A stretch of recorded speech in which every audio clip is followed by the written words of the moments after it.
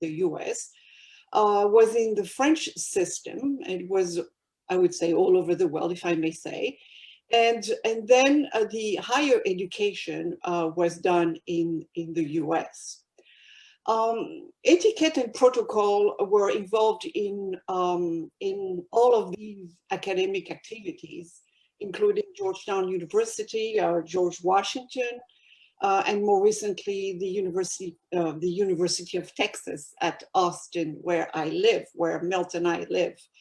And in 2016, I founded the Académie de l'Étiquette. So now, since I am the only French person in the group, in the speakers, with the speakers today, let me just take 1 minute to explain the word etiquette. The word etiquette is actually French. I think everybody knows that. It means label, it means tag, it means sticker, it means sign also. And it was initially introduced during the reign of the French King Louis XIV between the 17th and the 18th century. And that referred to codes of conduct and proper behavior with the gardens in his palace. He had a garden architect by the name of André Le Nôtre.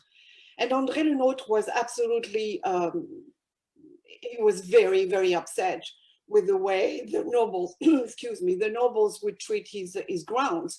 So he went to complain to the king, and the king said, do whatever you have to do. I want the best gardens in Europe. So he came up with signs and that he would put in grounds, and that really worked. So no more nobles sitting on beautiful flower beds or gardens, no more horses coming up, and so on and so forth. So the king really thought, uh-oh, I have a good thing here. So he came up with a very, very heavy daily schedule, where all the nobles around him would come. And he, of course, this was all to have a total control on them. They would have to dress 3 or 4 times a day, and that was very expensive. And he got all kinds of ideas just, again, to have control on his people. But etiquette, it's actually, since then, the word etiquette, which, by the way, was not used, the word etiquette was not used then, right? So today, it has kept that idea, which is a norm of conduct used by human beings during any type of interactions. It dictates what our behavior and manners should be in society. So why is etiquette so important? Well, probably 2 words, but I'm going to explain a little more. I would say respect and communication. Etiquette, when we know some rules, it's there are rules. When we know some rules, it really increases our self-esteem. It puts people around you more at ease. It can also enhance our status at work. And of course, it makes very good first impressions, which are absolutely essential.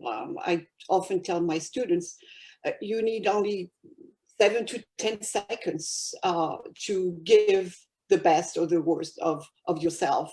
And usually those impressions stick with people. So we also hear very often social etiquette. Well, what is it?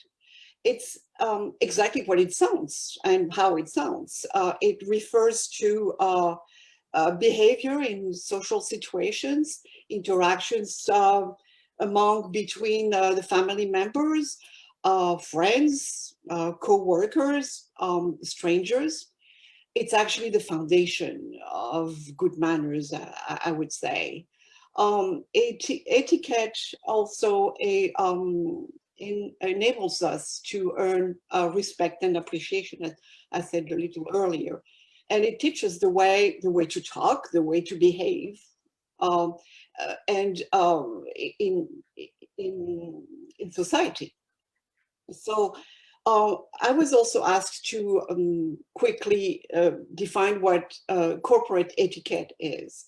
So corporate etiquette, which is also called business etiquette, also refers to sets of rules in the workplace in order to maintain the decorum of the organizations. These rules are there to create a professional, respectful atmosphere.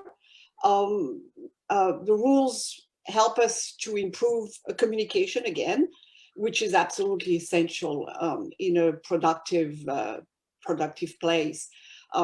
Perhaps later we can give some examples of that, but to quickly emphasize on the benefits of the corporate etiquette training, they are actually vital in a business world. Well-trained workers are part of the professional success of the company.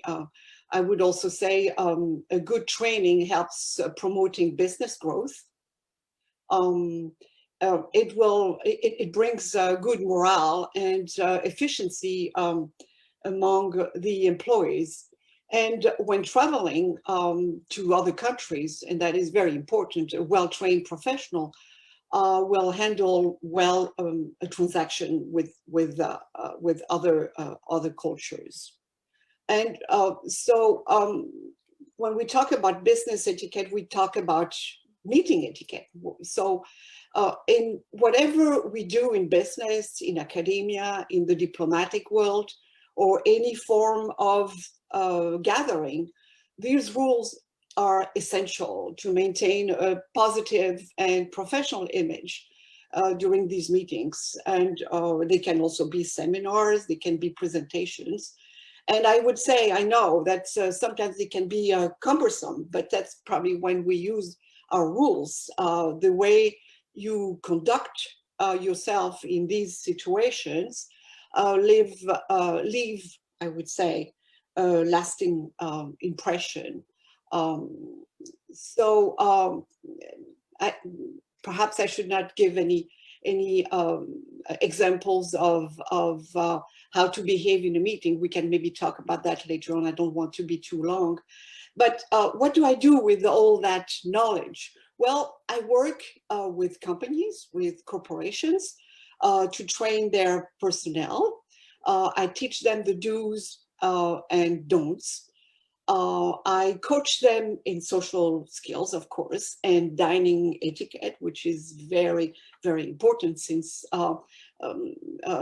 meals are very often chosen to have meetings.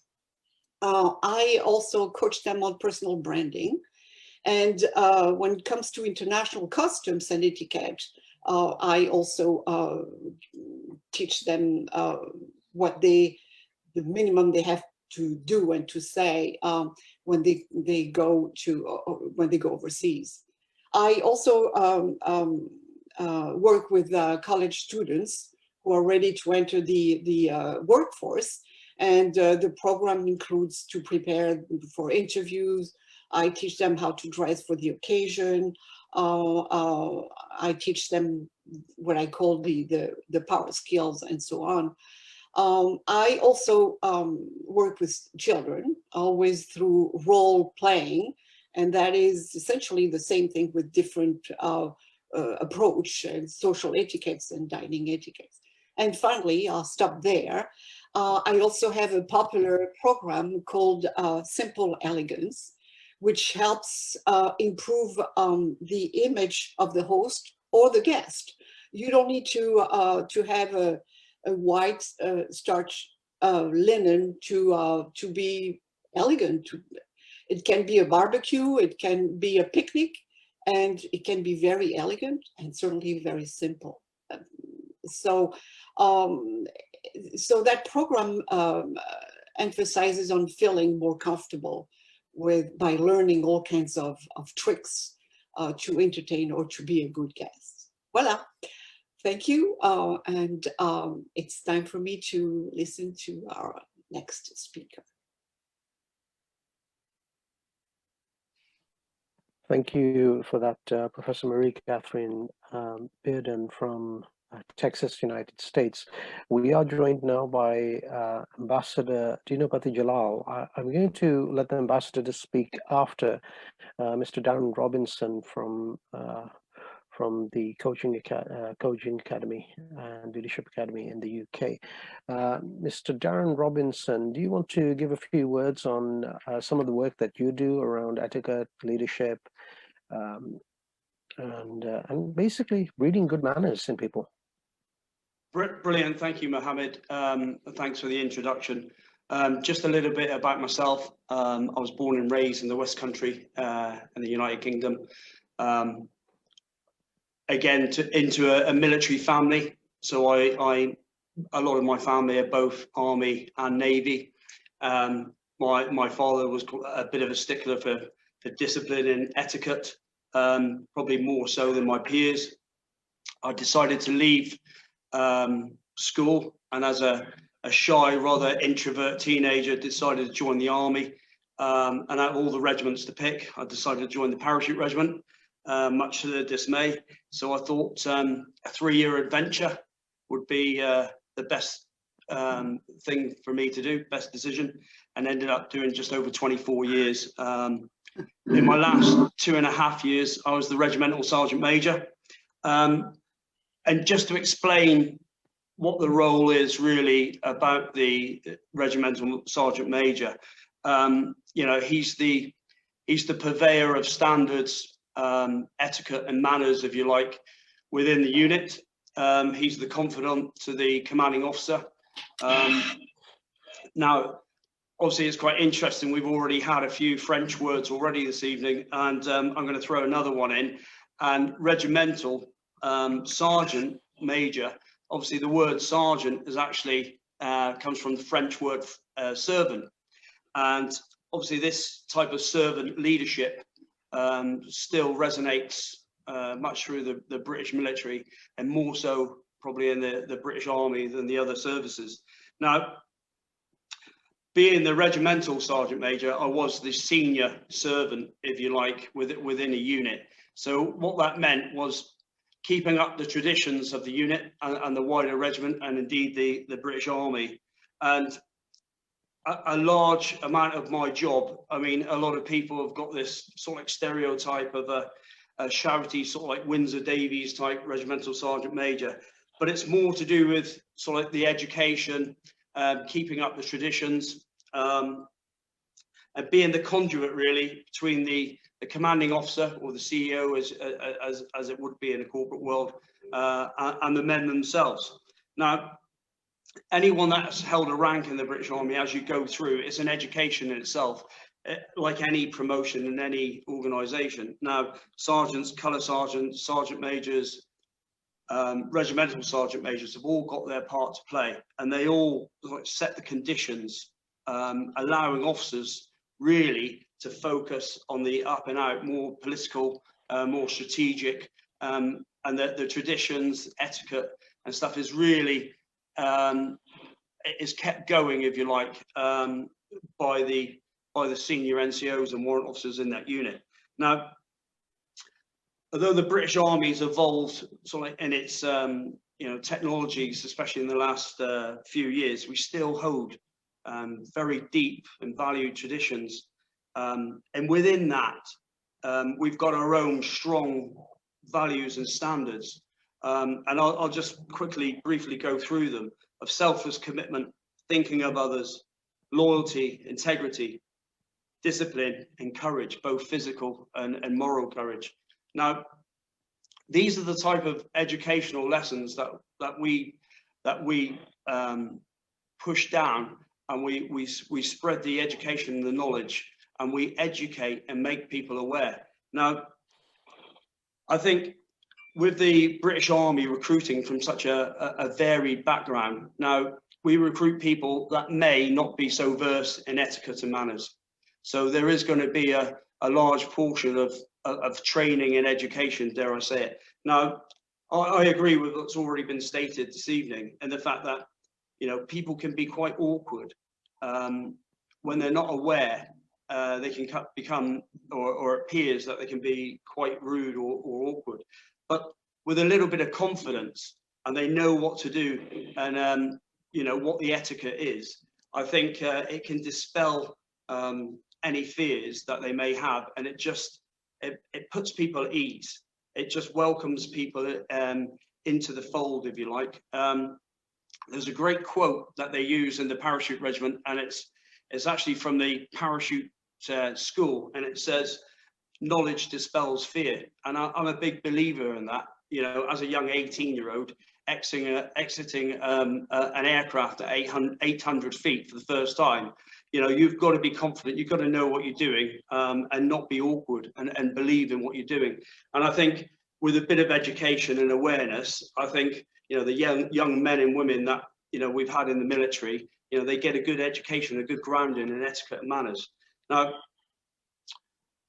again, you know, talking about education, I remember as a junior sergeant, when I first promoted, going to my first black tie event, and before you go in, before you promote, a senior sergeant major, if you like, the president of the mess, so to speak, will give you a tour around.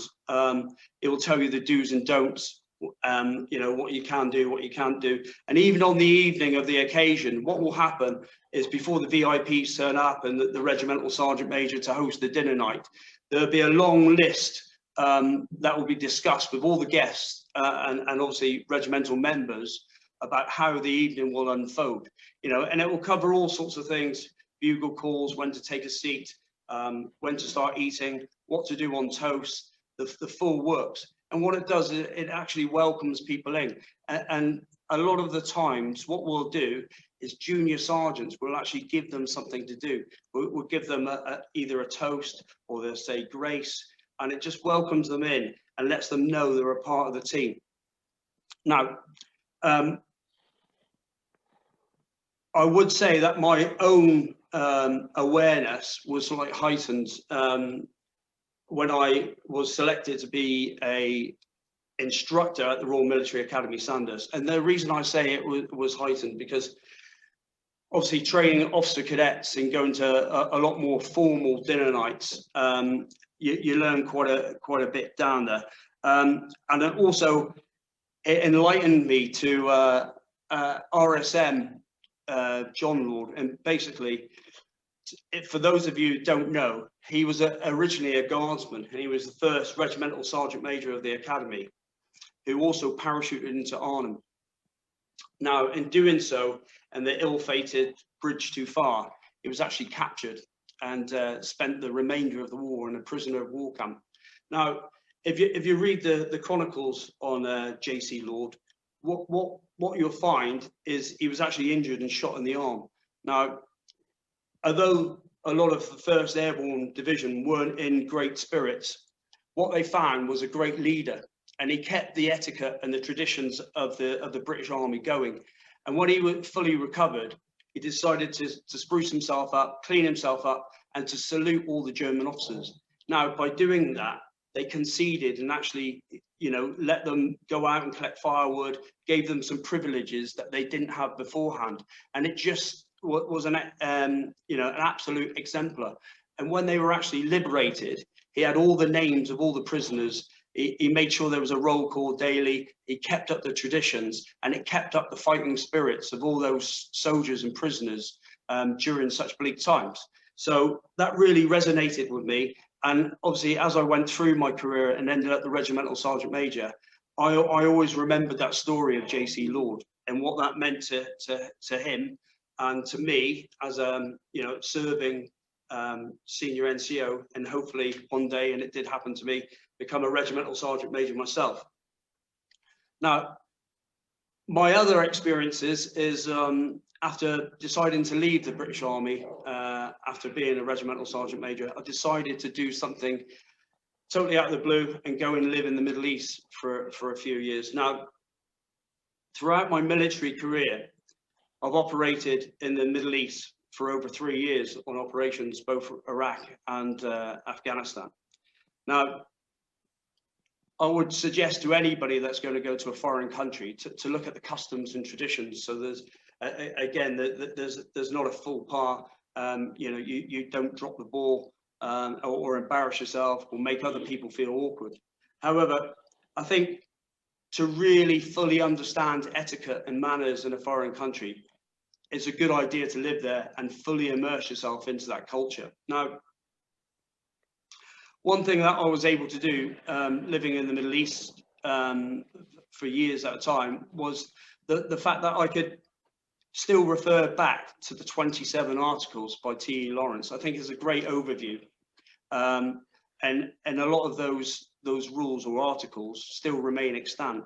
Now, I know there's nuances of living in the Middle East and etiquette and, you know, crossing your legs, showing the soles of your feet, you know, even dates, whether you take 1, 3 or 5 and certain little rules such as that. But I think one thing that really hit home is when you actually immerse yourself into a culture and you get to know people. And what really resonated to me was how much more family orientated people are in the Middle East, and how they view things is very different. Some of it is I would deem better, and it made me more educated.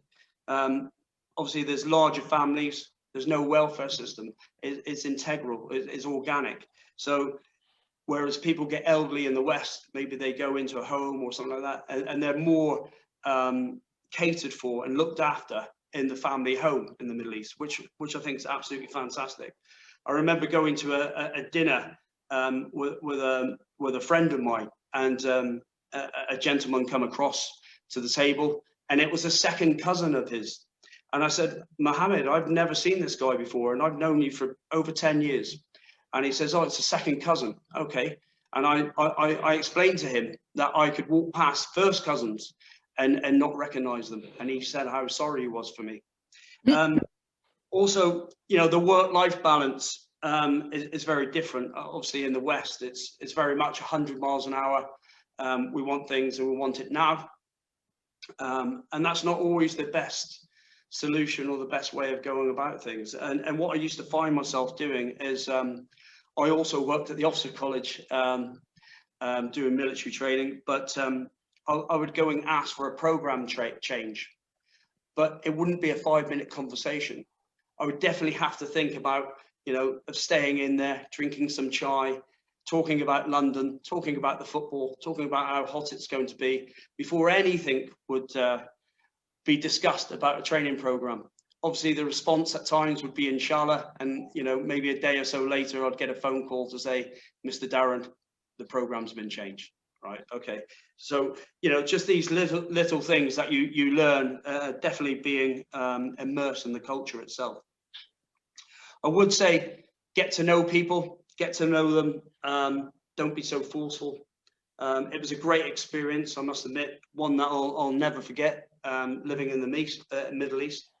And throughout my career for a long time now, when I speak to both military and civilian people, they always seem to ask me, they say, you know, why do you think that manners are so important when operating in teams?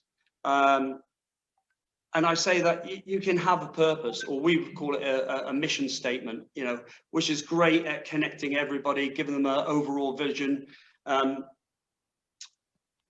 But truly what knits everything together is manners and etiquette. I think these behaviors break down barriers. It makes people feel at ease.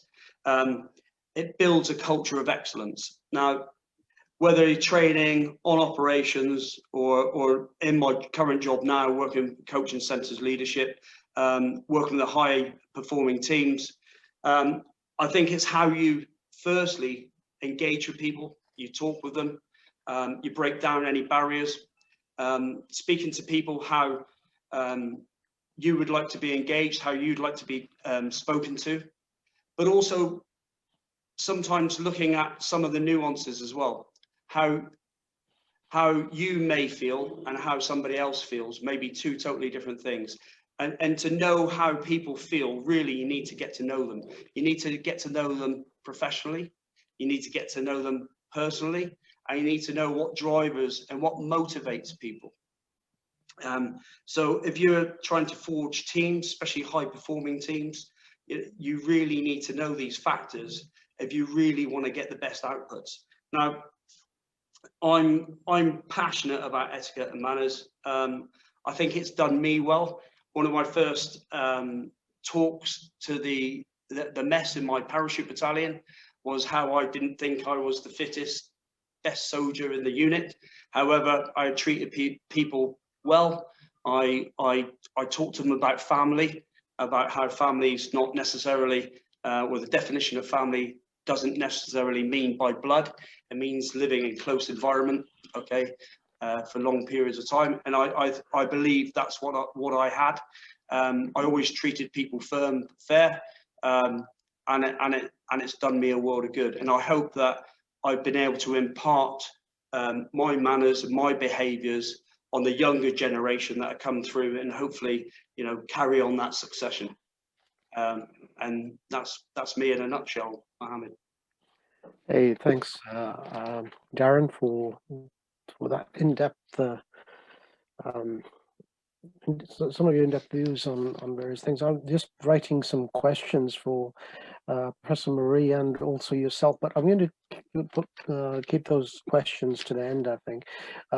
We've got Ambassador Dino Pati Jalal, the former Deputy Foreign Minister of Indonesia. My friend, where are you? Okay, I have to unmute you first, hold on. Okay, you have to press the unmute button from your side. All right, I'm good. Can you hear me? Absolutely, absolutely. How are you? And do you want to? I'm fine, thank you. Good, good. Am I the only COVID-19 survivor in this Zoom call? Yeah. I'm sure I can find actually the other ambassador on the other side. That's Ambassador Jean Pillard, who's the Haitian ambassador to the UK. He's a COVID survivor as well. So I don't know what it is about you ambassadors, but you survive, thank God. But what I'm going to do, Ambassador Dino Pati Jalal, if you can speak for about 10-12 minutes, give your views on etiquette and manners from a diplomatic angle, and also mention some of the work that you are doing around engaging people, helping people engage with each other in an honest and good manner. That would be fantastic. Thank you. Thank you. And by the way, whenever you stop me, just interrupt because sometimes I don't have a stopwatch around me. So please feel free to just give me a sign and I'll stop. But thank you, Mohammed, for inviting me to this seminar, and I'm very delighted to be able to share my experience on the question of etiquette, manner, and leadership and other things. But first, what I want to say is that restraint is very much part of etiquette and manner, and especially in diplomatic negotiations. I remember I was joining the Indonesian mediating team for a negotiation between the Philippine government against the Muslim rebels, the MNLF, they call it, and the famous leader of the MNLF at the time was Nur Miswari, right? And I remember the first time they met, Nur Miswari, the rebel leader, was just came out saying so many nasty things towards his Filipino government negotiator, right? Very nasty. He had a lot of things to say. And it just came out. And if it was me, I probably would walk out and leave, right? But it just amazed me to see how Manuel Yan, at the time, the chief negotiator for the Philippine government, just sat there and took everything that came at him, no matter how rude the words were directed towards him. So he just stood there, looked at his counterpart in the eyes. And after about an hour or so, the meeting was adjourned, and the Nur Miswari was exhausted. He had no more things to say, no more insults to hurl at Manuel Yan. And then Manuel Yan said, "Hey, are you finished? Let's get on with our work, right?" And I think Norup Miswari was really taken back at how cool and composed his negotiating opponent was, and he was embarrassed. And after that, negotiation took a turn, a positive turn, right? So that was really an amazing display of emotional intelligence on the part of Manuel Yan, and also restraint. And he did it as part of a strategy to win the heart of his negotiating opponent. So, I'm a retired diplomat, and, I've had to culturally adapt to different circumstances, because as a diplomat, I lived in Asian culture, African and Western culture, and even Latin as well. So the experience taught me the skill or the ability to develop a cultural quotient. There's an intelligence quotient, and there's such a thing called cultural quotient, which means, as just the previous speaker said, the ability to connect with any culture, and to be able to just have to be comfortable and at ease in no matter what cultural surroundings you're in. As you can see, I'm Asian. I come from Indonesia, a large Asian country, and home to the world's largest Muslim population. And as an Asian, my predilection is to always show respect, perhaps more so than any other culture. But I'm not. I'm easily given to bowing to people and genuflecting and showing signs of submission, not because I submit, but it's because humility is a sign of it's a good sign to show to people. The Japanese bow half their body to show respect to others. Sometimes for Asians, for Indonesians, we just do this with our hands, and then we bow.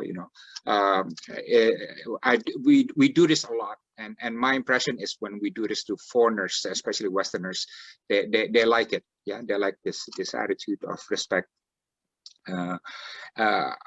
Sometimes I kiss the hands of people. I bow and I kiss their hands.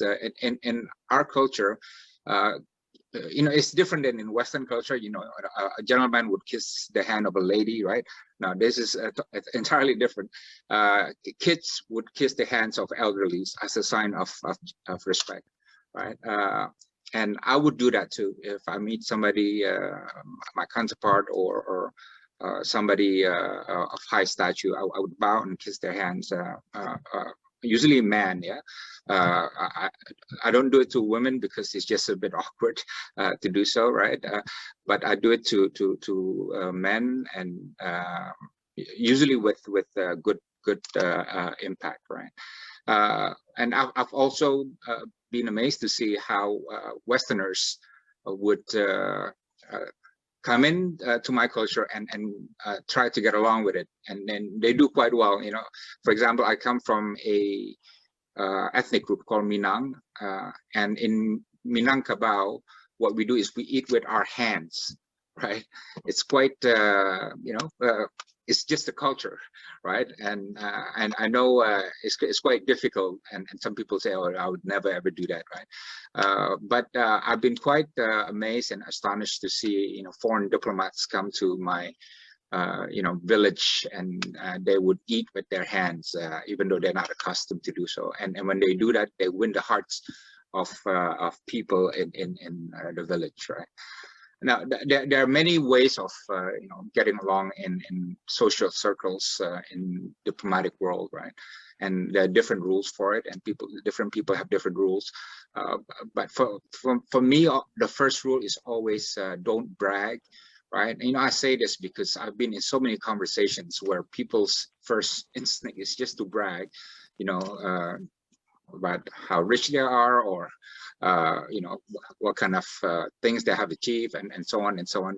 You know, it's good to talk about these things, but the moment you feel to be bragging, that's the moment, you know, at some point you lose some credibility.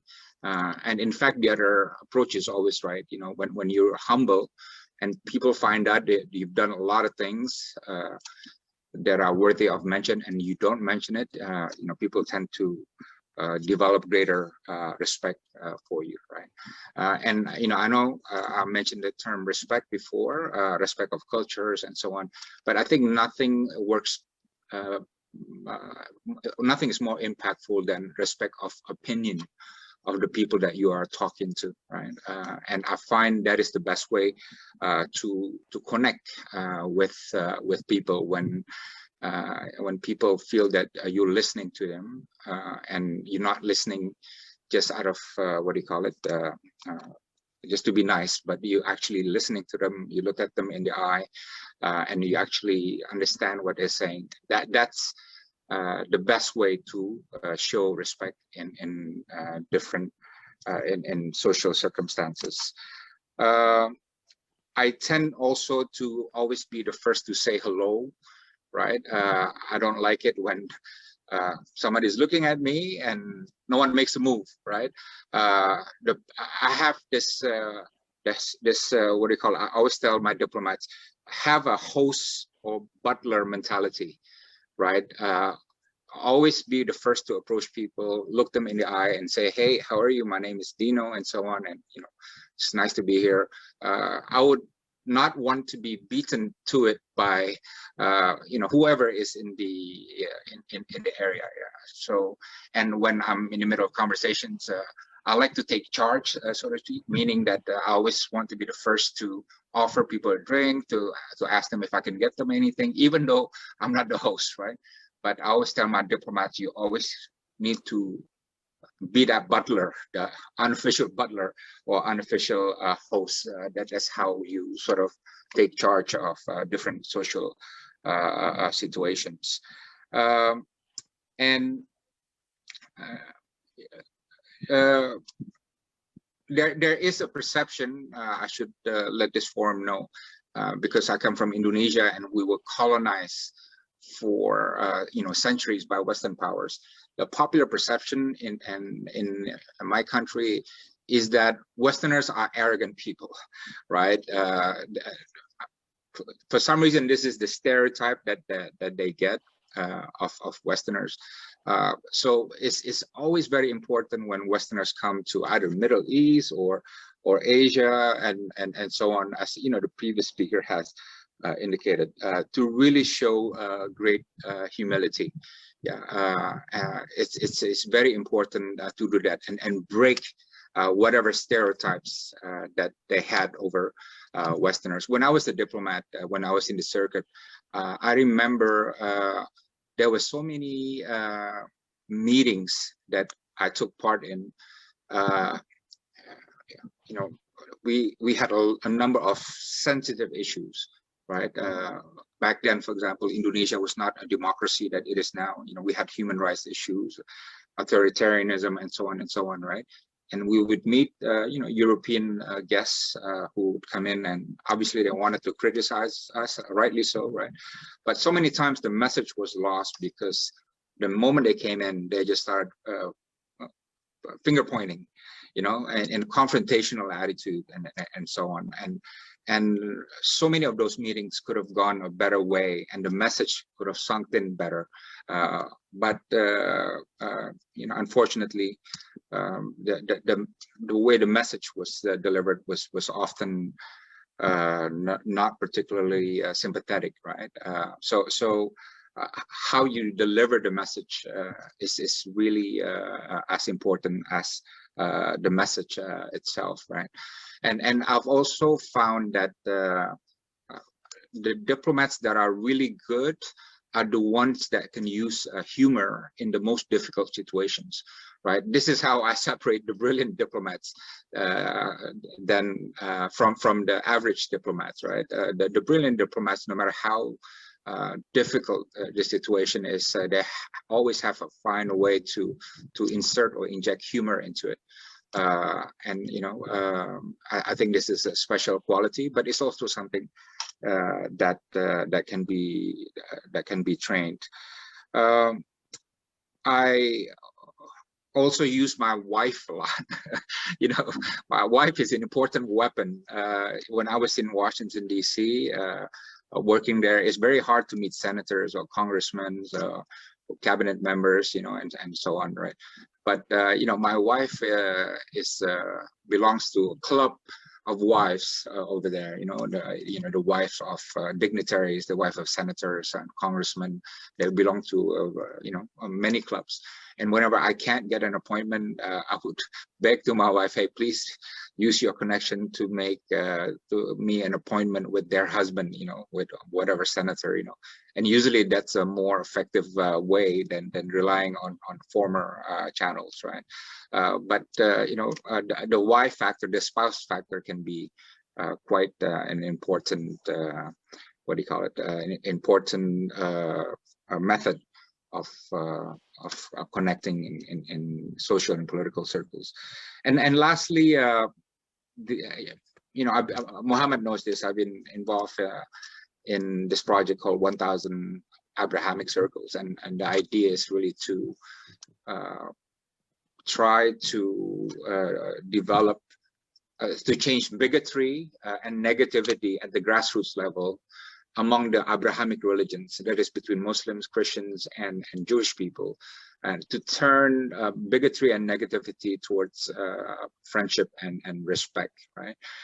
So we've been having this program where we engage 3 different leaders from Islam, Christianity, and Judaism from different countries to spend a week in each other's homes, right?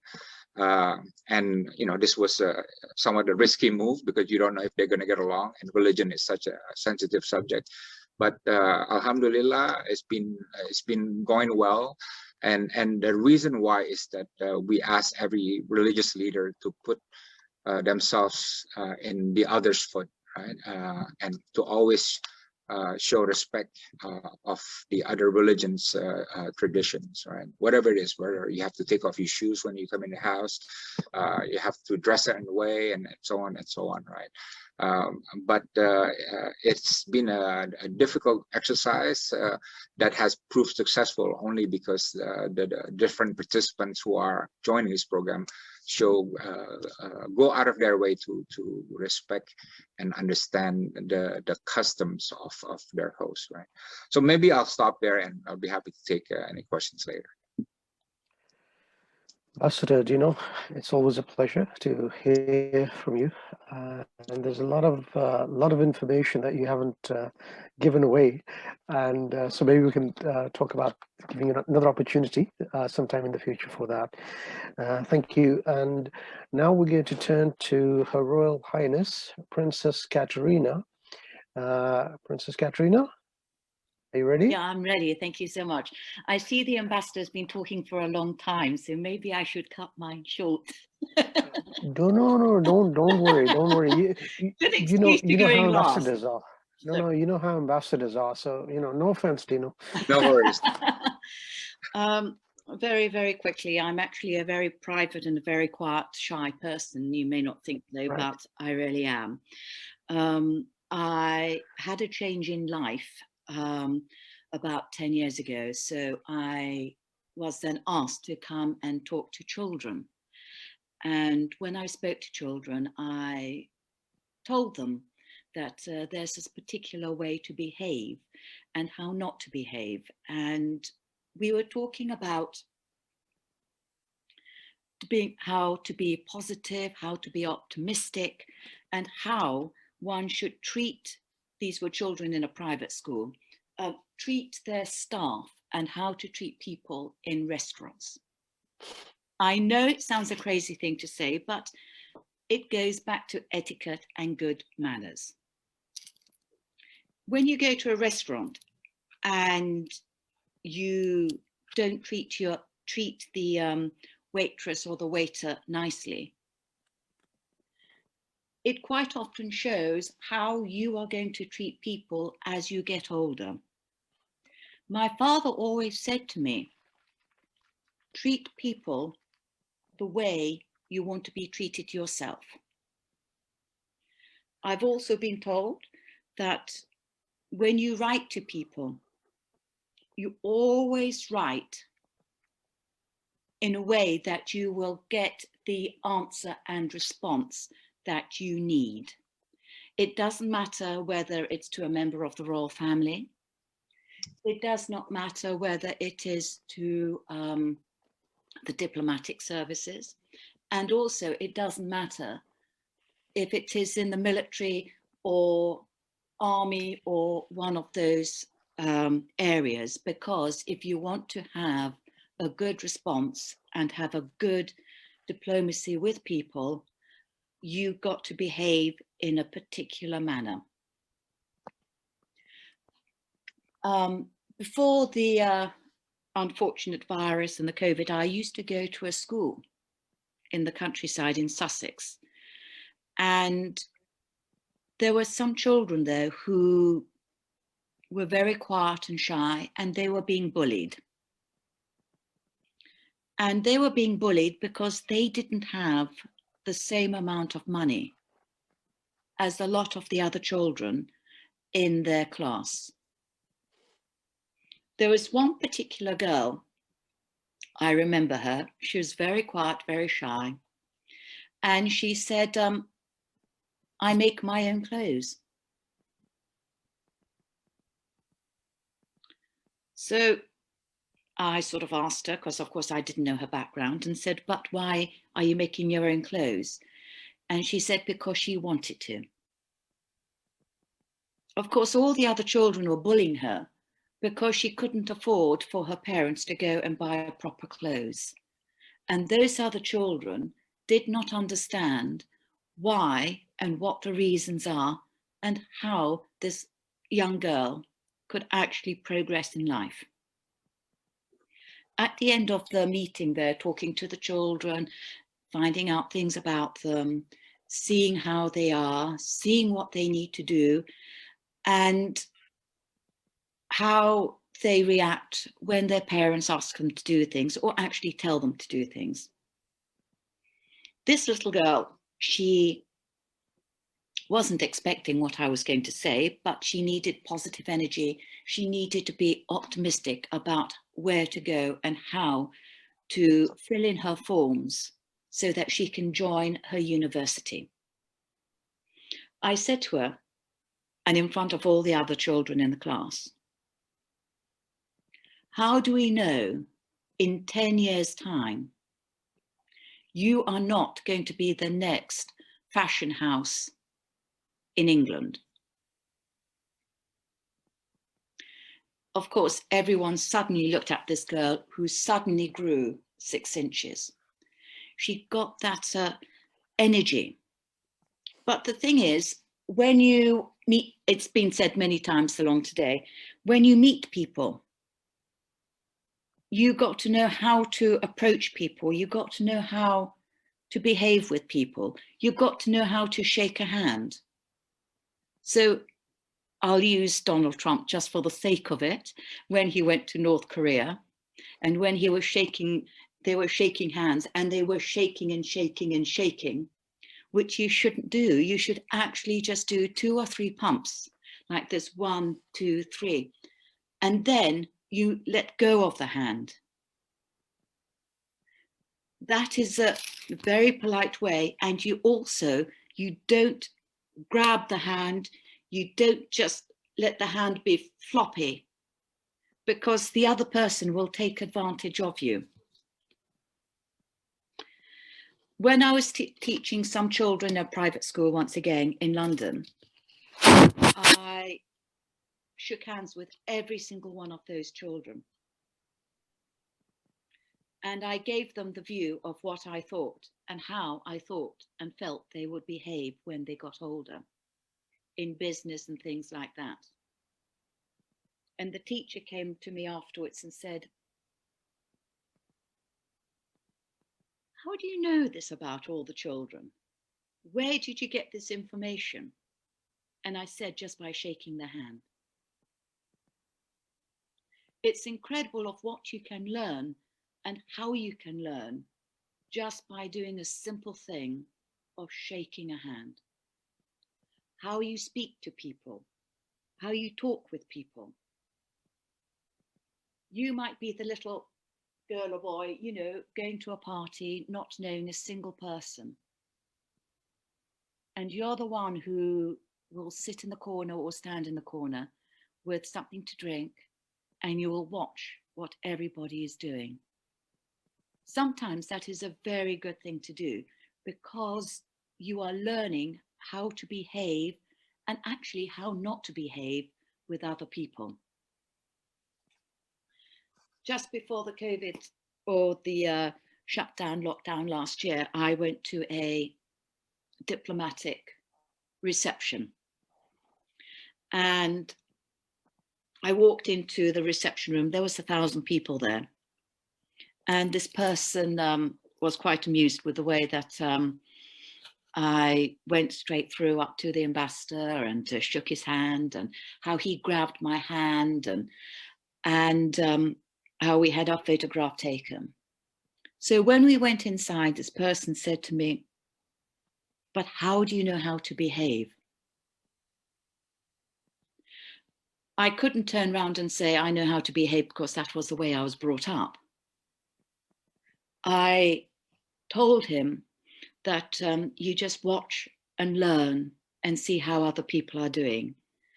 And I found out he was a new ambassador. He's never been an ambassador before, and he didn't know anybody else in the room. So from things like that, I took it upon myself, because the ambassador couldn't, our host couldn't take people around and said, "This is His Excellency here, His Excellency with this and that place." So I took him around and introduced him to a handful of ambassadors, and I left him to it, because by that time he started to learn and found out that the other ambassadors were very friendly. They could talk to you, they could help you. And of course, they all exchange cards, so they could slowly move forward and they can meet new people. I know when you go to a new country, it is very difficult, particularly as an ambassador, when you're moving every 3 years, 4 years, or 5 years. It is very, very difficult. But that's why you have your office, so you can introduce each other.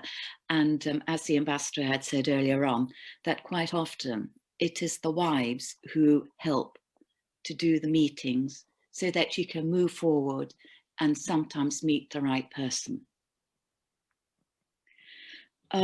I also did a lot with a butler school just before everything had closed down.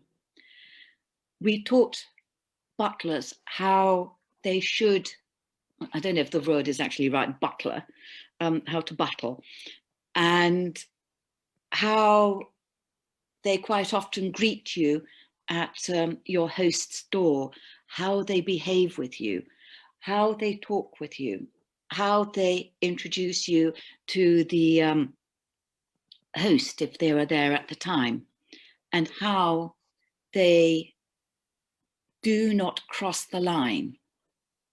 I think it came out in one of the films like Gosford Park or Downton Abbey, when the man of the house had spoken to the butler, or the man of the bedchamber, as they were called in those days. What did you think of the conversation, and what did you hear? We always teach them that you hear everything, but you know nothing. And the reason we teach them that, because you have to be aware of what is going on. We teach them how to, at dinner parties, how to pull a chair out for the lady, how to push the chair in for the lady, how to open the door, how to serve at the table, how, you know, if you accidentally drop something on one of the guests, of how to behave at that point. We also teach them how to lay the table, how one uses certain words, like, it goes back to the French word again, serviette. In France, a serviette is also known as the napkin, but they don't call it a napkin. But in England, a serviette is a cloth which you use to serve, but it can also be the same material and everything as the napkin. So a lot of people get that mixed up. A napkin goes onto your lap. A napkin is where you dab your mouth, not wipe it on your mouth. A napkin is an item which helps you to protect your clothes. And a serviette is where the butler uses sometimes, for example, with hot dishes, also maybe with pouring of the wine. And, you know, when you pour red wine, sometimes a little bit of red wine drips, so you've got to get rid of it quickly before it goes over the tablecloth or it goes all over you. It's also important to know that when you go to a house party, you always take a small gift. It doesn't matter how big the gift is or how expensive it is.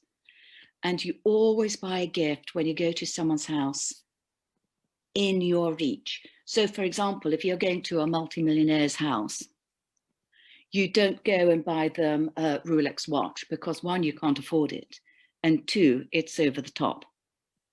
So it's always nice to take a little something. So if you're an author, the best thing you can take when you go to a house party to someone's house is to take your new book, your novel, or whatever your book is about, and sign it to your host. It's a gracious thing. Most people take a box of chocolates, but a lot of people now with food intolerances don't like chocolates. But it's always good, if you know they've got intolerances, to go and find something which they are able to have so they can put it on the table. There's so many different things you need to do. So if you, for example, go to a dinner party and you know that your host is a wine connoisseur, don't buy any wine because they will know whether it's a good wine or a bad wine. So don't embarrass yourself like that. But anyway, I know I've been talking, I've been talking for at least 10 minutes now because I've been watching the clock. And I know that we've got a lot of questions and answers. So I will finish my little speech there and let everybody continue. Thank you very much. Mrs. Katrina, thank you very much. It's always a pleasure to hear, some of the suggestions of some of the work that you are doing, and it's always a pleasure to learn from you. What I'm going to do, my pleasure. What I'm going to do is I'm going to ask a question each of the 4 speakers, and then what I'll do is I'll put it out to our friends amongst the audience if they can start bringing questions in. So first, Professor Marie Catherine from Texas. What are some of the do's and don'ts when traveling to Muslim countries, for example? Oh, that's interesting. I am sure Ambassador Dino is going to help me there. But as a Westerner, there are things that we need to know, and it's one of the things. There are actually quite a few things, but one of the things that Westerners often do is to show affection by holding hands and so on. That is one of the things that is to be absolutely avoided when you are visiting a Muslim country, an Arab country. Um, I would also talk about handshaking. If you are a man, handshaking, a handshake is widely spread in Muslim countries. But when you have to greet a Muslim woman, you absolutely have to be cautious, and only, I would say, only greet a Muslim woman with a handshake if she stretches her hand out. Otherwise, just greet her with holding your hand in your heart and showing respect. Now, if you are a woman, well, be prepared to that Muslims might shake hands to with your husband or your partner, but not with you. And that happened to me. I remember Milt and I were traveling in Lebanon, and we were actually invited by the Hezbollah, one of the Hezbollah groups, and everybody was shaking hands. I was the only female. Everybody was shaking hands, and I have lived in Muslim countries, but so I was doing the same thing, and I went and extended my hand, and one of the leaders actually just put his hand in the heart and bowed at me. It was a little embarrassing for me, but I certainly learned a lesson.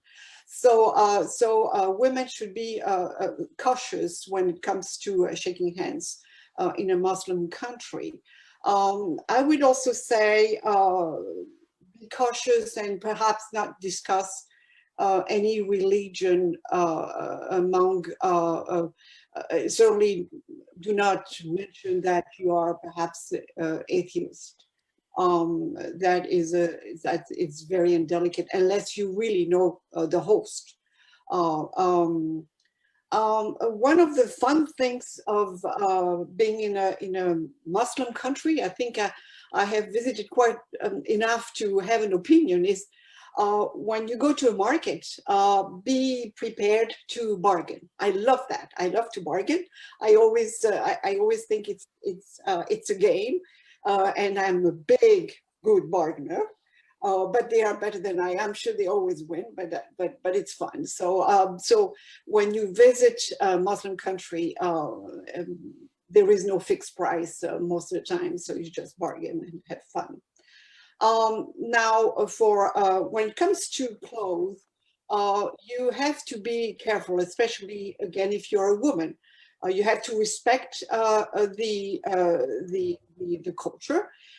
You absolutely have to avoid wearing shorts or tight clothes. Always cover your shoulders and your knees. If you visit a mosque, as a woman, be sure that you are going to wear a scarf or a veil in your head. And of course, men and women will have to remove their shoes. Now, maybe one more thing I would add, there are so many things, right, that you really have to respect. It's very, very important. But one of the things is alcohol, to be very cautious with alcohol. In many Muslim countries, alcohol is prohibited in public places, although hosts may drink and they may offer you alcohol beverages, and that's another story. But be careful if you bring your own bottle, not to avoid drinking in public places like in a cafe or so, because if they don't serve it, don't bring your own just in front of everybody, and certainly don't drink too much to the point of being totally drunk in public. It's absolutely unacceptable. There are so many more, and I'm sure Ambassador Dino perhaps can add more interesting points. First of all, was I out of the line? Oh, okay, good. No, you're fine. You're fine. I mean, Professor Marie, I mean, there's so much experience and knowledge in you, and a lot of the stuff that you've done. I keep saying to people that, you know, when there is experience, you should think about writing a book as well, and don't be shy. I'll be happy to connect you with friends as well. We can help you on that. But I can see you got a lot of books in the background, so maybe you're an author already. I don't know. Some of them are from my husband. Oh gosh, yes, Milton can help. uh, Darren, I'm just like thinking. One of the questions I was like thinking about, and one of our friends also mentioned it, is something about values and manners. What is the link between values and manners, and also how do you ensure that young soldiers, for example, young people generally, understand the value that is expected of them? So it's not just young soldiers, but young people generally. How they can understand the values um, expected of them.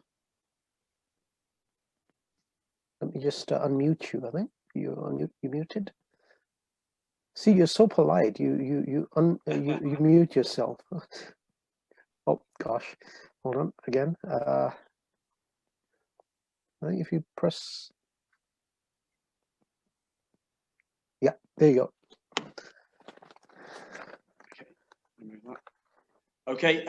Yeah, I think it's a good question, actually. I think the values and standards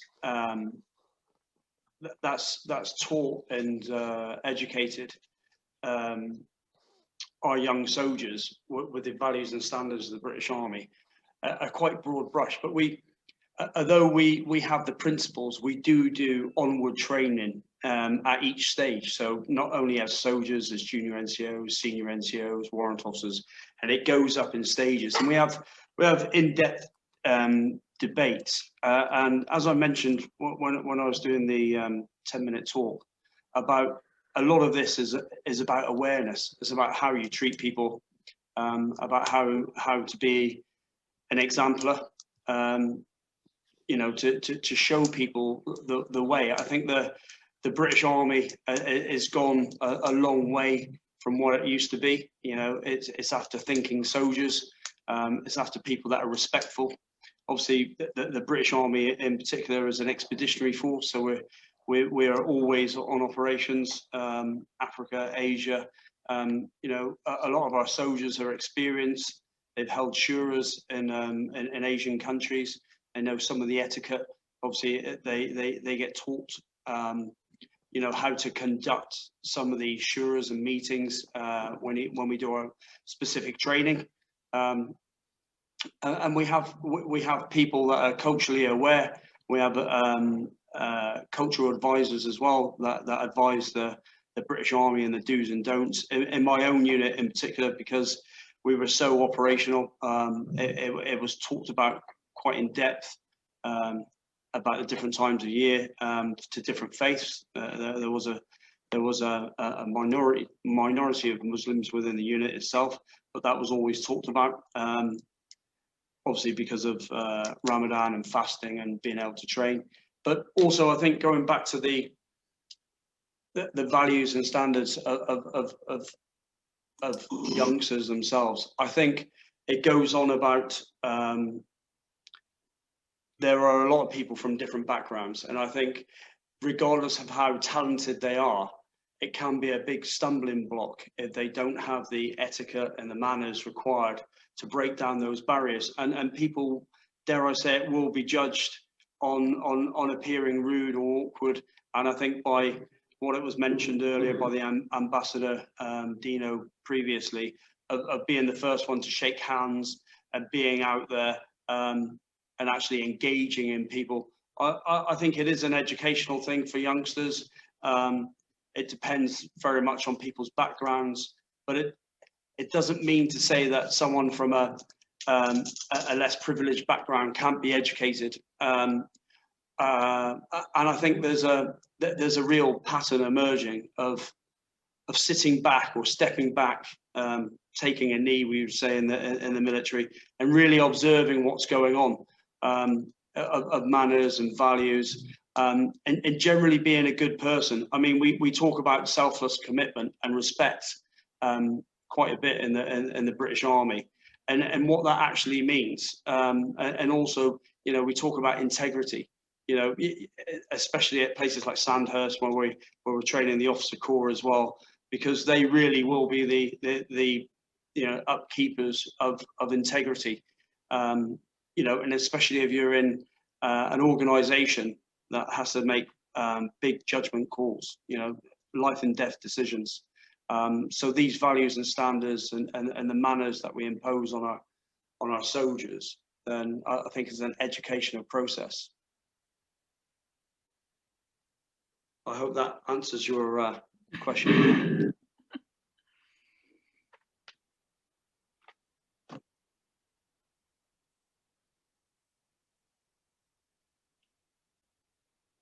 I do apologize. My computer decided to restart right in the middle of Darren's speech. Oh. Isn't that great?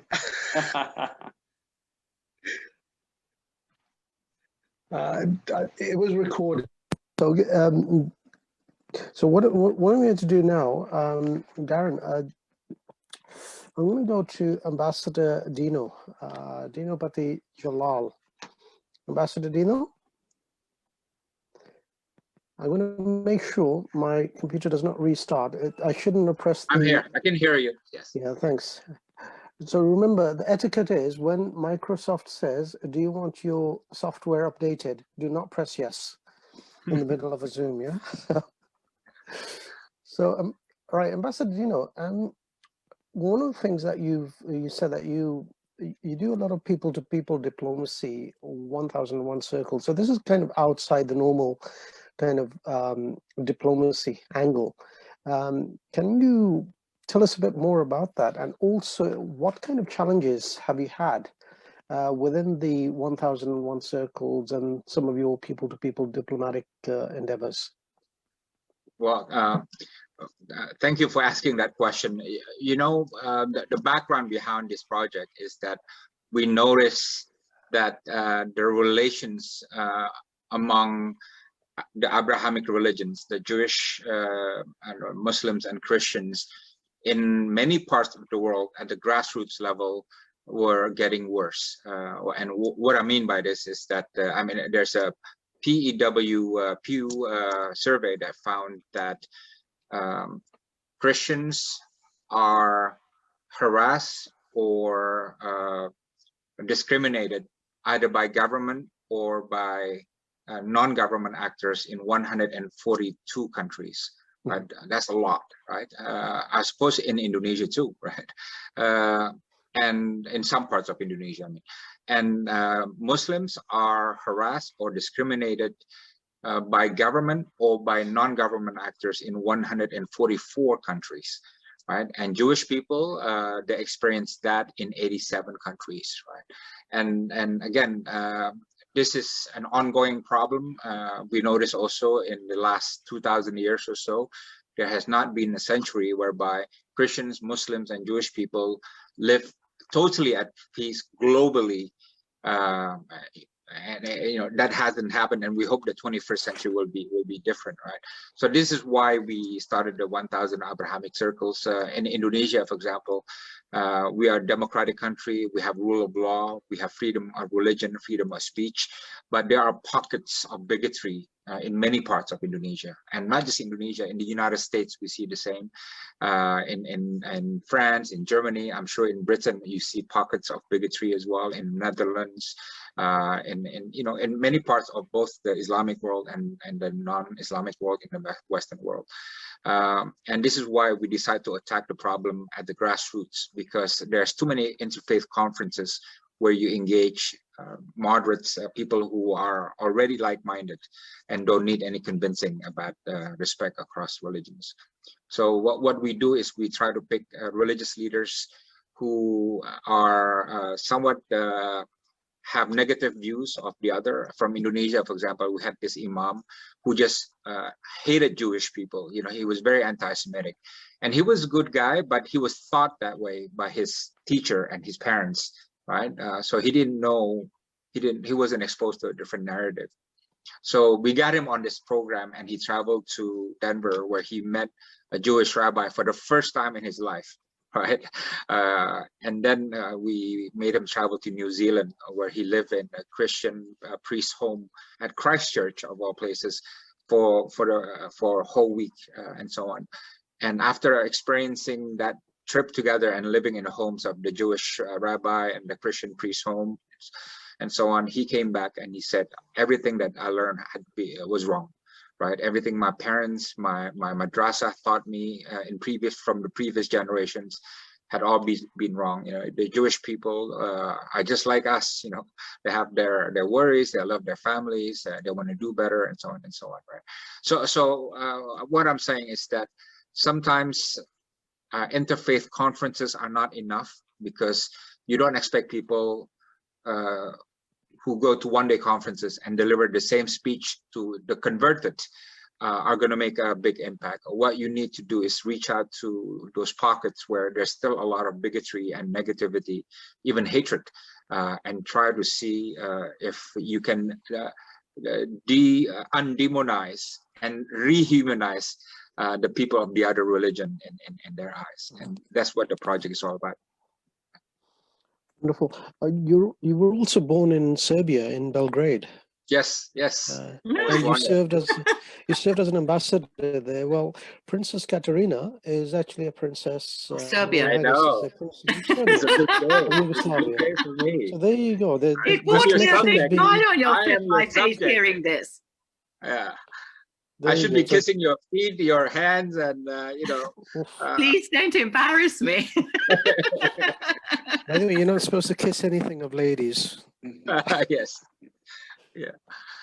So, Maybe that came out wrong. No. Right. Princess Katerina. So that did come out wrong. Princess Katerina. I'm just thinking, you know, you're also involved in one of our charities, and some of our friends with Football for Peace, and you met Prince William when he visited us, basically. And I'm just thinking, sometimes, you know, some of our friends or colleagues, they may not know how to conduct a visit. Say if we have Prince William or Princess Kate visiting, how do we conduct ourselves? What do we do? How do we behave? If you're being introduced to them, Yes. which is the important thing, is the girls should do a little curtsy, not right down to the ground, because most of the time they get wobbly because they get nervous and everything, so they will fall over, which is rather embarrassing. It's just a little bob, and this is what girls quite often learn how to do in ballet lessons. For men or the boys, all you do is you literally just tip your head like this. You don't need to do any more. I will tell you a story. There's someone who was introduced to Prince Charles, and he quite clearly has been watching a lot of these old films where he sort of got his arm and started waving it like this, and other arm across his stomach, and bent right over from his waist. And when he got up, they all looked at each other thinking, what does he want for doing such a huge bow like that? It's just a little tip of the head. If they put their hands out to shake your hands, then you shake your hands as well with them. But you don't go up and give them a big hug or a kiss or anything like that. You just wait for them to do the first move. Fantastic. I want to ask some of the audience if they have any questions. Let me open it up to the audience. Or better still, do you have questions for each other? I'm talking to the speakers here.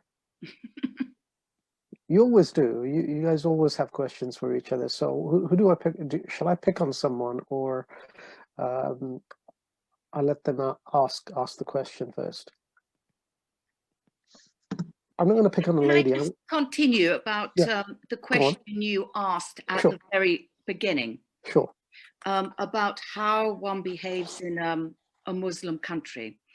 For being a diplomat, as everyone here knows, that you have to do your homework.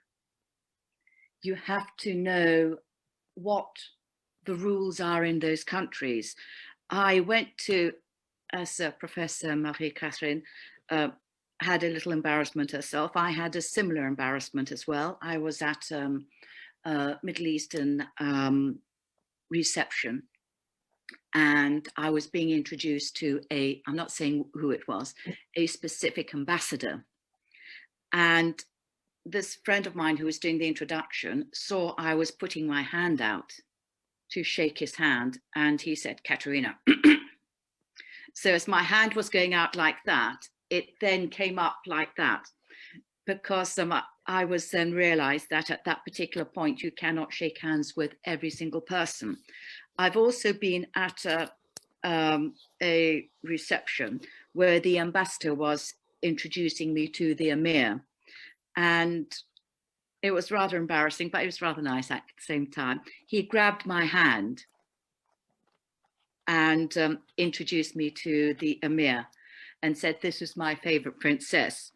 The reason why he said that, we were tennis partners and we beat everybody on the diplomatic circuit. So, you know, there are lots of little things, as has been said today. You just got to literally, as Darren said, watch. As I said, I stood in a corner, I watched. You have to just literally learn and be guided from the different countries of what to do and how to behave. It's very important you do that, because then you don't get embarrassed. And if you suddenly realize you're doing something wrong, do something quickly with your hands so that you look as if you know what you're doing. Fantastic. Thanks for that, Princess Katerina. Darren, do you have any questions for any of the other participants? Sorry to pick on you, but you're the man, so I have to pick on the guy first. Let's unmute you. Yeah. All right, thanks, Mohammed. Just a quick question for Ambassador Dino, really. Obviously, I've got some experience of living in the Middle East. It's just one possibly for people that are listening in.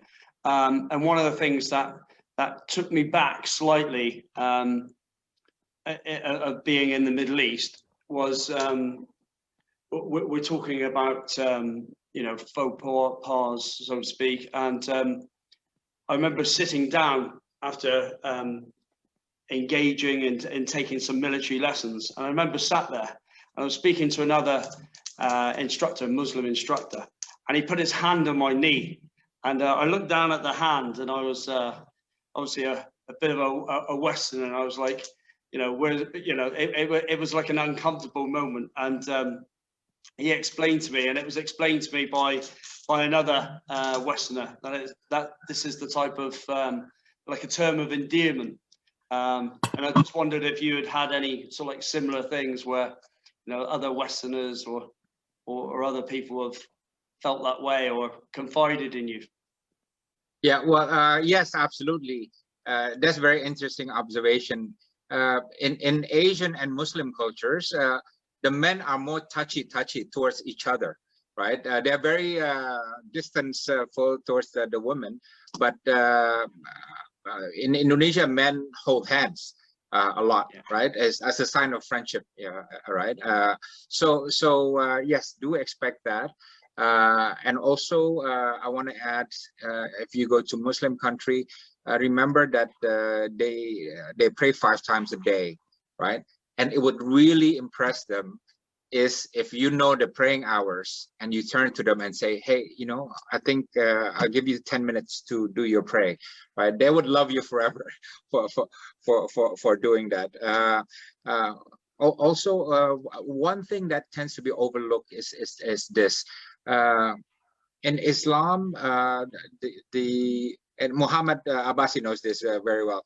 The Prophet Muhammad is seen very differently than in the tradition of Christianity and how they see Jesus. In a sense that, you know, in Western culture, you can make jokes about Jesus, you can have a parody, and you know, and so on and so on, right? But in Muslim countries, that's the worst no that you can do. You don't even joke about the prophet, right? And if you have to say anything, always make sure that it's something respectful and positive.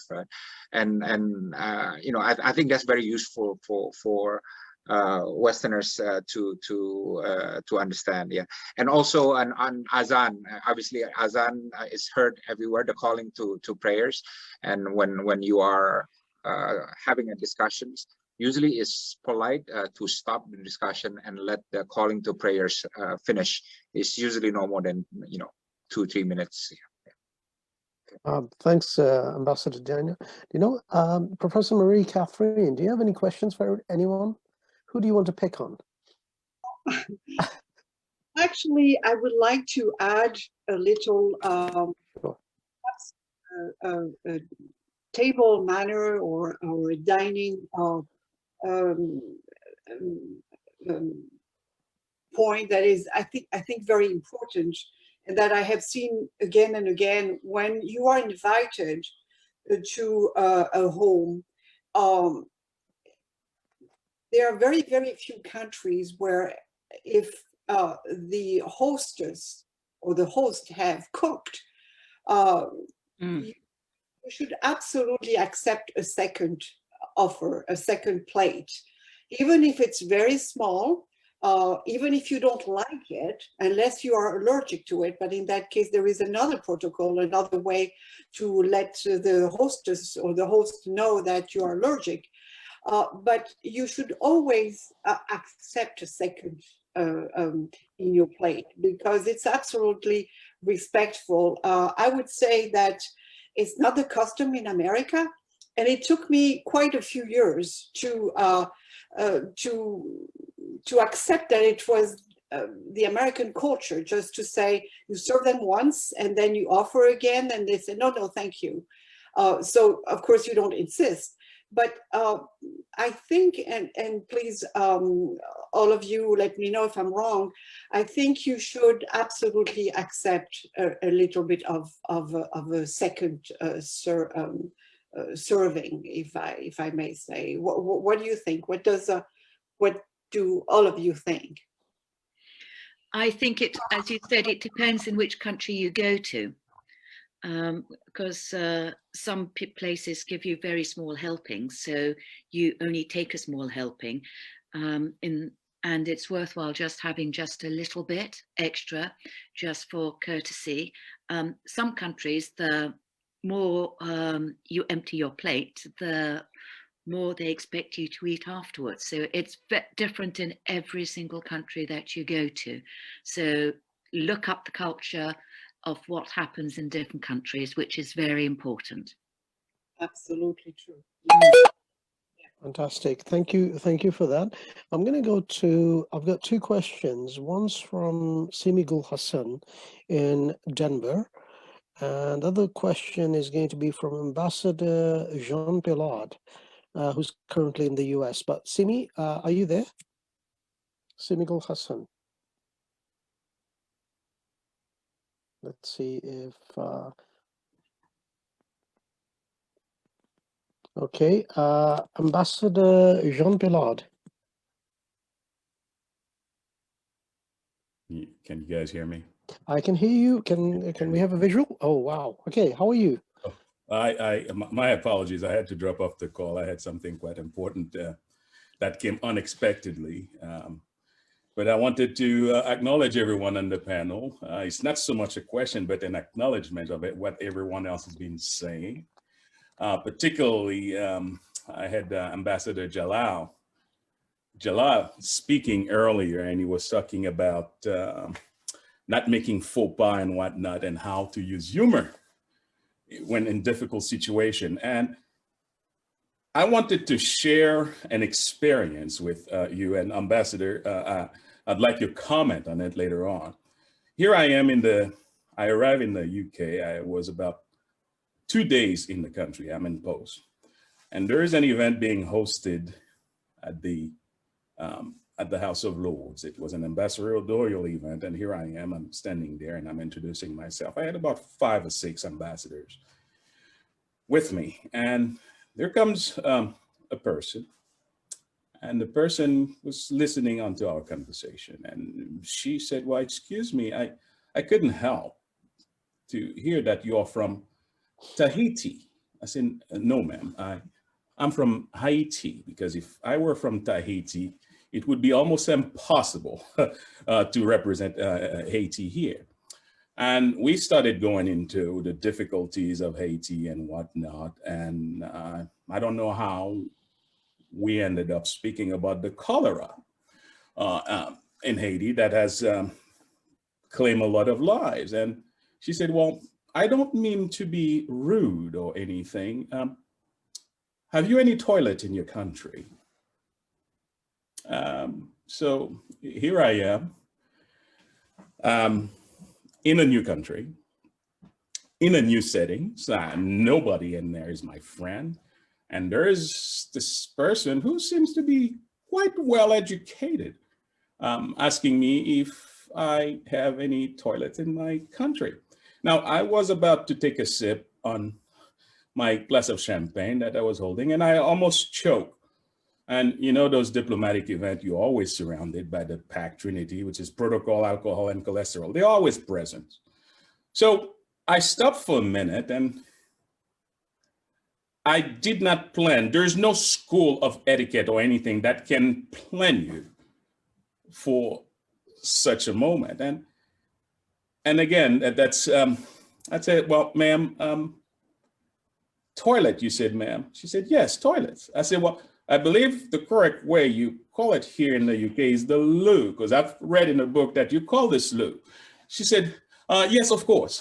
I said, "Well, do you know that in Haiti, we have been a democracy since 1804? So she's like, "Well, I'm aware of some of the history." I said, "Well, what you call a loo here, ma'am, not only do we have Lou's cousin, great-grandcousin, and uncle. And because we are a democracy, you're also free to roam about nature, but that's Haiti. My God, the room erupted in a situation that was supposed to be quite embarrassing." She saved face. I didn't get upset, and we spent the next hour and a half talking about Haiti and educating her about how things work in Haiti. When I gave the report to my prime minister, he wanted to protest officially. I said, "Well, but Prime Minister, you can't protest. If I advise you to go and protest, that means you didn't need a diplomat in the United Kingdom. For every opportunity that you have where someone asks such a question, they may mean well, they may just be ignorant. It is my duty to save them face and educate them about how it works." So now that person in the UK is one of our biggest advocates. They just didn't know. So, Your Excellency, I'd like your comment on that. Go Is for it me? Ambassador. Absolutely, absolutely. No, I admire that story, and it only proves my point that not every smart man are funny, but every funny man must be smart, because you really have to have a high degree of intelligence to process things into something funny that make people laugh and smile. You know, so it really takes a lot of smarts to produce that. So I really love that story, and I hope I can use that story in some of my story telling moments. I hope there's no patent to that story. Yeah. Not yet, but I'm certain you give me royalties. I will. Thank you. Thank you, Jen. Yeah. Thanks, gentlemen. Simi Gul Hassan from Denver. Do you have a comment or a Yes, question? two comments and one question. I've forgotten who said shaking hands, but after the virus, I don't think we're going to be shaking hands anymore. Two comments. I think I heard I think Ambassador Dino maybe said Denver, and I wanted to say something about Denver, that in Denver we have a large Jewish community. And I was visiting the center, and there were two ladies who were totally dressed in the black, face covered, everything covered. And I said, you know, how come they are here? And they said, for our charitable program, we've run out of poor Jews. So we're now giving it to the Muslims. So I thought it was quite funny that these Muslim ladies felt very at home, you know, walking into the Jewish center. And my other comment was that I introduced President Bush asked me after 9/11 to help the White House do public relations with Muslims.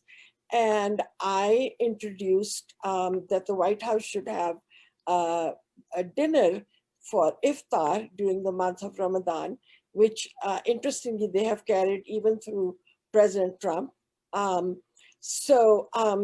At the first iftar, President Bush wanted me to bring 8 women who were involved in the community. The lady who sat at his table, Lebanese background, author, very educated lawyer, I think. In the end, he wanted to thank her, and he reached out to give her a kiss on her cheek.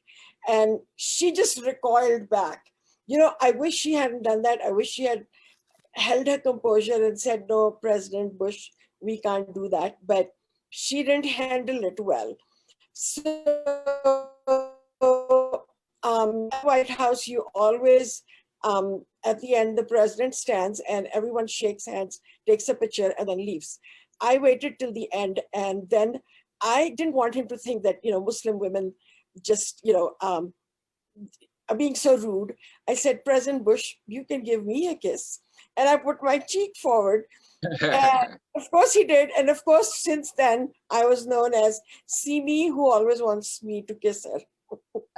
So I just wanted to share that sometimes it's, you know, especially with American men, I noticed that they really want to thank you and they want to kiss you on the cheek. And Marie, well, I don't know if she has anything to share about that. It's very difficult, you know, how you handle, especially the American diplomats. Yes, yes. Marie, do you want to answer that? To give an example of some difficult embarrassing situation? No, I wondered if you would ever notice that any, especially American diplomats wanting to kiss a Muslim woman, you know. Well, yes, unfortunately, not everybody reads the book of diplomacy. You know, all diplomats have a big book and they also have to go to classes to learn all kinds of rules.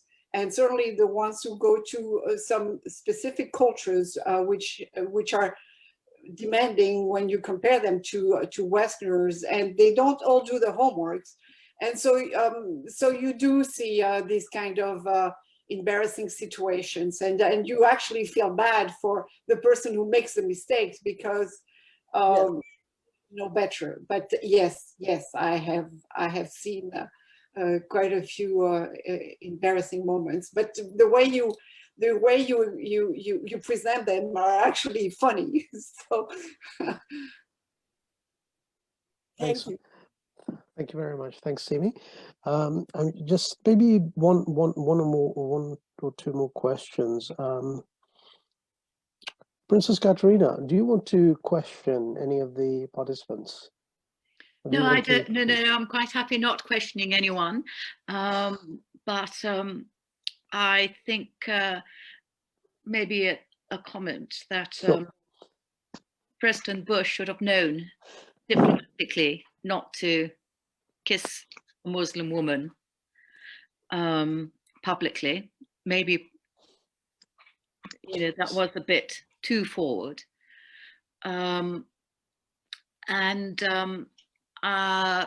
Shaking hands, maybe now after the COVID, the Queen always wears gloves. Maybe we should go back to the old days of wearing gloves again. Oh, great. Well, I don't know. What do you think, Marie-Catherine? Love the idea. I would love the gloves and hat. Oh, I would not mind that at all. I would follow you. No problem. I mean, then you can't see how bad one's hands are, and if you've been in the garden the day before or something. So yeah. So before you know it, I'll be accused of encouraging people to cover up, especially ladies. Now, another thing is from earlier on before, back to the ambassador from Haiti. Sure. The lady who said toilet should never have said toilet, because it also shows from where she comes from here in England. Because in our circles and diplomatic circles, it's always the loo or the lavatory or something like that. So I presume it was at the time when you had the outburst in Haiti of why she came and made those comments. So yeah, and just something amusing for you. I'm friends with one of your top celebrities there, particularly his sister, Wycliffe Jean's sister, Melky. And I understand that the two of them are not allowed to be in a country at the same time because of their popularity, and there will be more of a riot just to meet them than anything else. Am I true on that? Am I right? She is adorable. So yeah, but you know, with the etiquette and manners, the etiquette is there for you, where you got to know what and learn how the good manners are, because we've all brought up something about the embarrassing situation, whether it's shaking hands or kissing or curtsying or something like that. Being in diplomatic circles, you should automatically know quickly how to transfer yourself into another diplomatic manner or behavior. I think there's a thing how also it's on the subject at the moment is about Prince Harry. He at the moment is sort of moving away from public duties, and if he wants to give a hug or something to a Muslim woman, for example, then if she allows it, then that's fine. But if he was doing his royal duties, then it would never happen, or it shouldn't happen.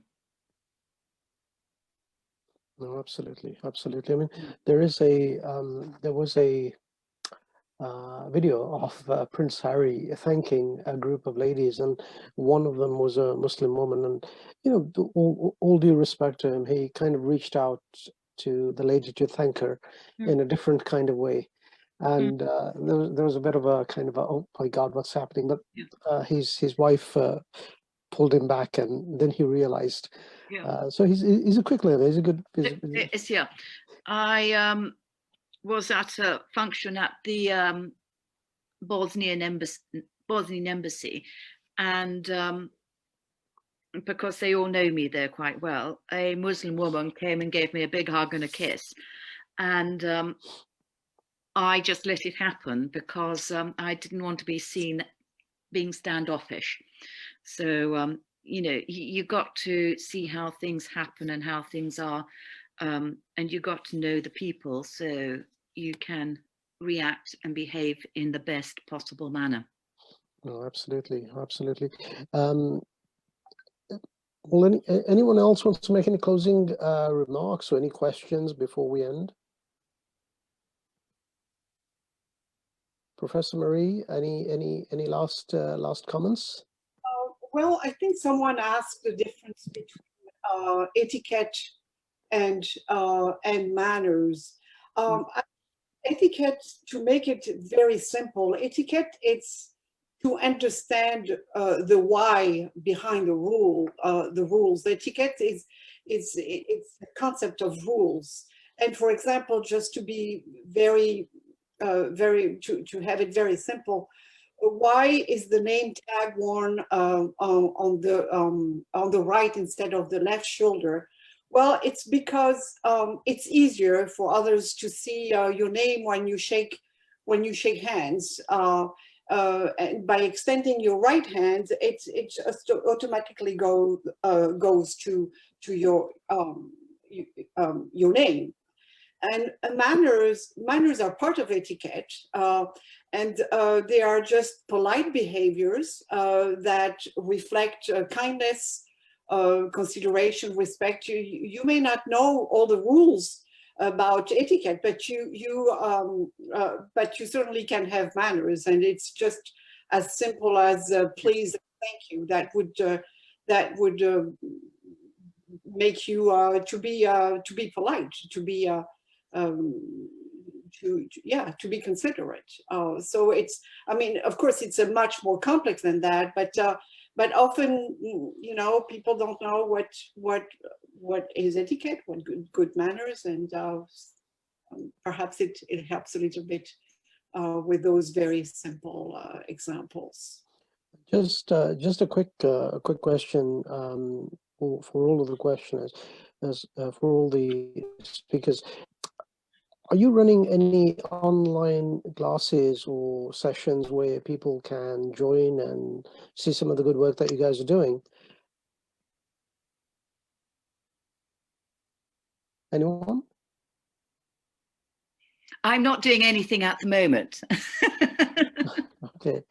Okay. So maybe with COVID, it's an opportunity, I think, for everyone to maybe connect with each other and see what you can do to help people understand, to learn more about etiquette and manners. Darren, do you have anything to say? I was just going to say a quick one, Mohammed, just on online communication and through LinkedIn predominantly. Yeah. We do some live webinars, some vlogs. There's some blogs on cultural behaviours and team belonging, and things that might help people, educate them in certain ways, give them some top tips and some guidance on general leadership stuff, cultural behaviours, and we've had some good response actually, and I think it's pushing the right message. Fantastic. Ambassador Dino, any questions before we end? No, I just want to add as a concluding thought that I'm quite concerned to see the impact of social media on mannerism, because you know, before social media and so on, you know, rudeness are not really seen in the newspapers or on TV, right? But now there's no limit. Everyone, you know, if anyone is as rude as can be, that person will have space. And the trend, overwhelmingly, I see, at least in Indonesia context, is that there's a lot more rude people with little manners who occupy the social media space than the polite people with manners. And you know, this is quite concerning, you know, because my kids open up social media all the time, and you know, they're exposed to that, you know. And yeah, so it's something that worries me, a trend that wasn't there before, and I don't know how long this will continue, yeah, and or how the tide will be turned back to more mannerism than otherwise. Well, maybe one of the things we can do collectively is keep pushing out information about etiquette and manners in different ways, because a lot of people feel comfortable behind social media, behind aliases, sometimes even behind their own names, and and come out with stuff that lies deep within them, and they actually insult themselves. So manners and etiquette is not necessarily about communicating with others as much as communicating with yourself. And if you feel good about yourself, then you will feel good about with other people. Ambassador Jean Bellard, do you want to say something before we close? I also believe that because the social media is such new, maybe there is a new space now for people involved in the world of etiquette to redefine the rules for how it's done properly online. Having said that, I think, I don't know if you guys done it already, but I wanted to publicly acknowledge Mo. Mo has been extraordinary and oftentimes doesn't get enough recognition. I met Mo when I was serving in London, and ever since, I cannot even count how many times he's introduced me to someone. You need something, Mo is there for you. Mo, I wanted to publicly acknowledge you and thank you for what you do. Can I ask you very quickly, were you as an ambassador here in London? In the UK. I was head of mission in London. Yes, when? 1994 to 1996. Okay. 2014, my God. 2014. Then we could easily have met at one or two of the diplomatic receptions, because I used to go to all of them. Yes, very much so. Yeah, I think I'm the one who is talking to everybody, not the one who's standing in the corner, which I normally do. No, it's good. I mean, as always, we allow the princess to Her Royal Highness last words. So, Princess Katrina, any last words before we finish? I think one thing very quickly, as social media has been brought up, I have noticed something. Since the COVID, those who are usually quite nice have become nicer. Those who are not so nice, I have noticed a lot more people have become nastier. So I think, we should never take it to heart the way that other people behave, as long as we stand strong and know where we stand ourselves, and don't get into an argument. It's not worth it. Thank you. And I must acknowledge whenever someone is nice to me. Thanks, Ambassador Jean Bellard, for those lovely words. And I will get you back for saying all those nice things to me. Don't worry. Anyway, Mohammed, thank you so very much. And Darren, very quickly, did you know someone called Simon Barry? I do know Simon Barry. Oh, no!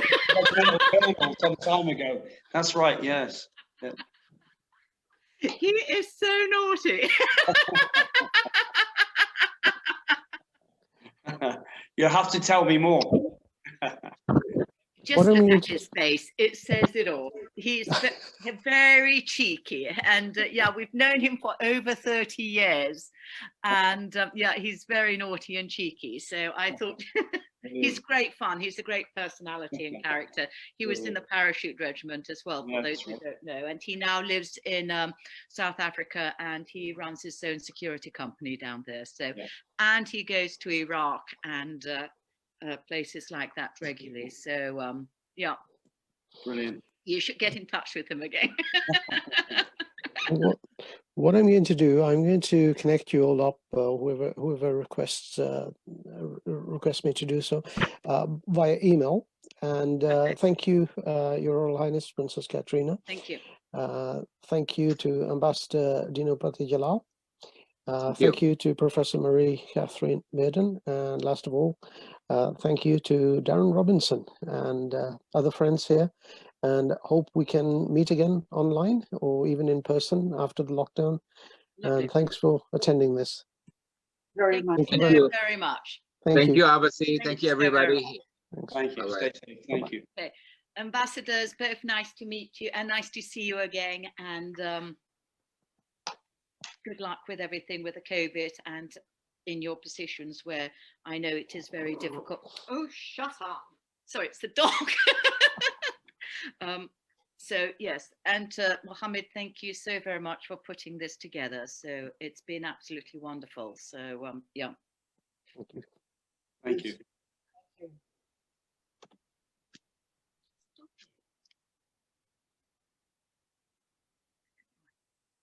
Darren, you know Simon. I do briefly. Yes, I do. Some time ago. So So small if you world. want to be reconnected, just let me know. Okay, thank you very much. Yeah, he's actually a good friend. So Yeah. it's yeah. Excellent. So All right, brilliant. okay, bye everybody. Bye-bye. Take care. How do we get out of here? Just the leave meeting one. Leave meeting.